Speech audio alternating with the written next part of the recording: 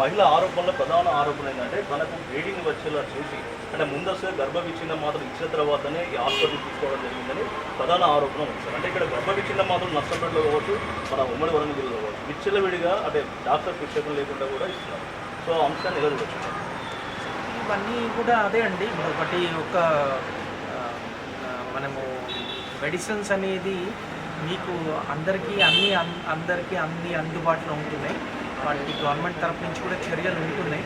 So అందరూ కూడా కలిసికట్టుగా అంటే ఇప్పుడు డ్రగ్ వైపు కానివ్వండి, మెడికల్ సైడ్ వైపు కానివ్వండి, మా మెడికల్ కౌన్సిల్ వైపు కానివ్వండి, తగిన చర్యలు గవర్నమెంట్ నుంచి కూడా తీసుకుంటున్నారు. సో వీటికి ముఖ్యంగా మనకి చెప్పినట్టు అవేర్నెస్ కూడా చాలా అవసరం అండి. మనము మామూలుగా ప్రతిదానికి మనము మందులు డాక్టర్ పర్యవేక్షణ, అది కూడా క్వాలిఫైడ్ డాక్టర్ పర్యవేక్షణలో మనం మందులు వాడుకోవడము, లైక్ యాంటీబయాటిక్స్ కూడా దుర్వినియోగం చేయడము, స్టీరాయిడ్స్ దుర్వినియోగం చేయడము, ఇవన్నీ కూడా ఉన్నాయి. ఇవన్నీ కూడా దాని ఎఫెక్ట్స్ ఉంటున్నాయి. కాబట్టి ఇవన్నీ కూడా మనము జనాలకు అవేర్నెస్ తీసుకొచ్చి దానిపై చర్యలు తీసుకోవాలి.